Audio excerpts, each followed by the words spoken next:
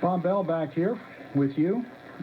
This is the Your Handyman show, and we will be talking about any of the problems and projects you have regarding your do-it-yourself projects around your home. Let's get back to the phones. Hi, you're on WILM. I'm Bob Bell. Yeah, I have a concrete driveway that's starting to break up, and I know I'm going to have to replace it fairly soon.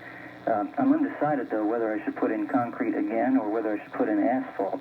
And I was wondering if you could give me some idea of the relative advantages of the two in terms of durability and also expense. Well, how long is your driveway? I guess it's probably about 30 feet long. Are you going to do the job yourself? Well, that's something I've been thinking about doing, and it depends somewhat on the cost that I could save doing it myself. At this point, I'm open to all suggestions. If you have them done professionally, the concrete's going to cost you more money. If you do it yourself, I would imagine you would probably be pretty close to breaking even, depending on the price you got for putting the asphalt in. Now, there's also an involvement here with taking what you have out. Yes. Would you be doing that, or would you have that done? I don't see any reason why I couldn't do that myself, although I'm not sure how I would get the stuff carted away. Well, that's another problem, in talking about all of these.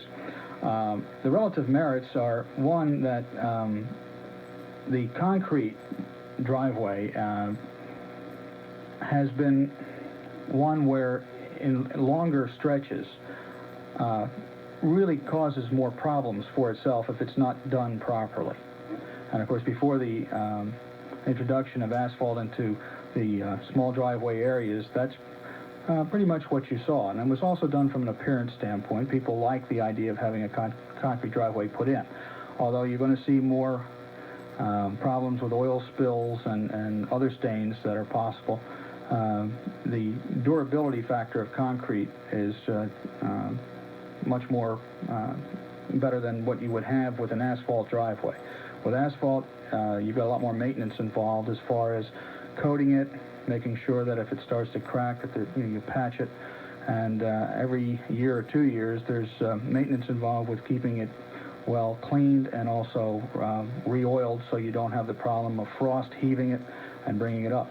These problems are involved with concrete as well, but not to the degree that you would have them with asphalt. So one-on-one, you've got more maintenance involved with your asphalt driveway than you will with a properly constructed concrete driveway. And I say properly because you must, with that kind of length, you're looking at expansion joints, you're looking at the proper use of wire and to strengthen it, and you're also looking at the proper pour. In other words, the proper concrete itself. That's the cement and sand and stone mixture that goes in.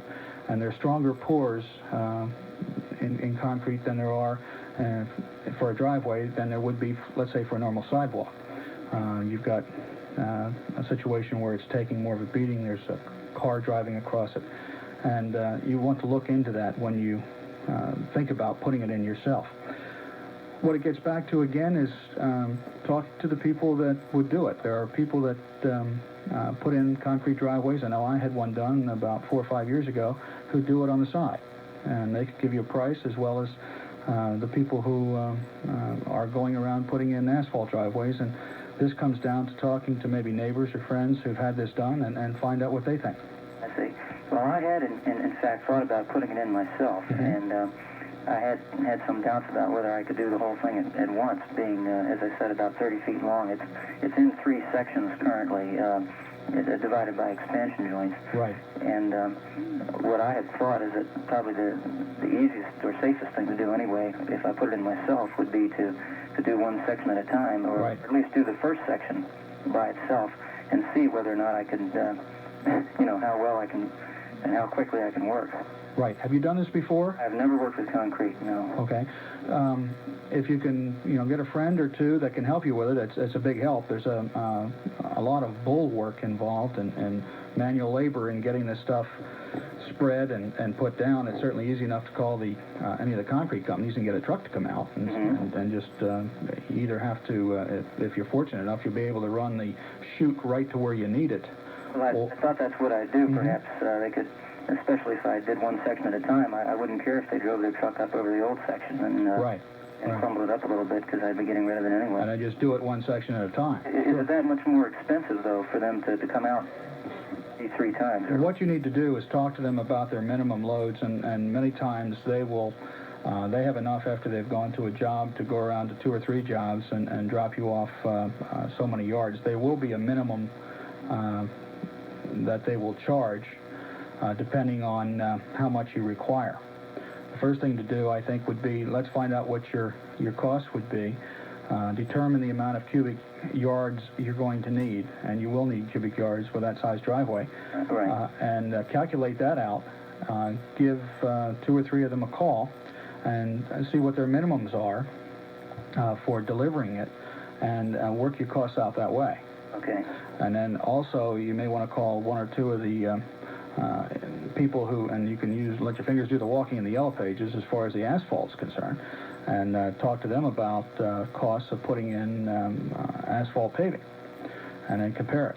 And then make sure you have plenty of friends when the concrete truck arrives, so that they can help you spread the concrete and do the sweeping and the floating that's necessary to get it in. But you're approaching it the right way, and the only other recommendation I would make is get a good book on concrete repair or pouring of concrete, so you've got some information to back you up when you give them a call. In terms of getting rid of the old concrete, I assume that what I would do is rent a electric jackhammer or something and tear it up that way. Yeah, you'll find, if it's been laid properly, you'll find in the middle of that driveway, you will have metal. There is some wire mesh under there. That's correct. And what that does is strengthen it. That is a wire mesh that goes in and floats in the middle of the concrete itself to give it strength. And you will need that, and that will expect it to, you will have, when the concrete truck arrives, that should be put in and laid in. And that gets worked up into the middle as much as possible with a rake in order to give it strength. Now, the problem is when you go to tear it out, all of that tends to net and knit together that which must come out. Right. Okay. So along with a jackhammer, a good pair of heavy-duty bolt cutters, I found works very well in getting that out of there. In terms of actually carting the stuff away, what kind of the regular garbage company, I assume, will not do that sort of.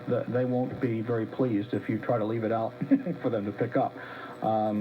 If you have someone with a pickup truck, or there are some people who will haul it for you for a fee, of course, with a dump truck, the best thing to do would be to get it either in an area where they can use fill, and this is going to involve some research on your part, or to the city dump, which then will, that landfill, which will cost you whatever they charge for a truckload. I think it was $24 for a truckload when I remembered last.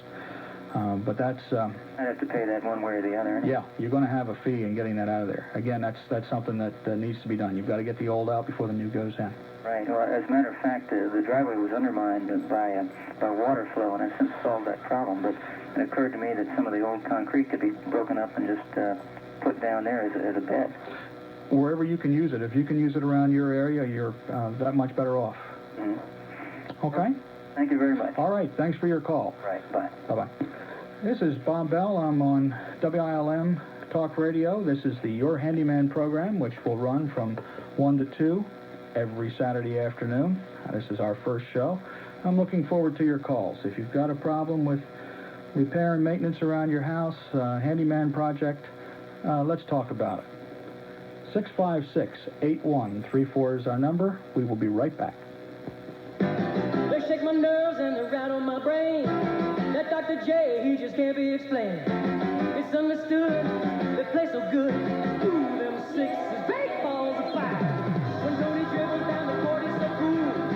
And now man Moses, he ain't nobody's fool. Here comes the hook, oh man, I can't look.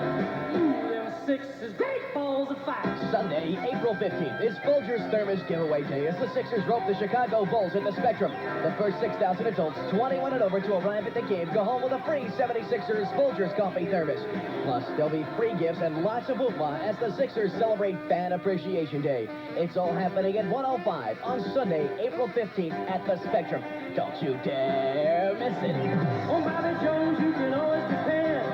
And Mr. Cheeks, by his very best friend. Here comes the shot. They play so high. Ooh, them sixes, great balls of fire. WILM News Radio time is now 1:36.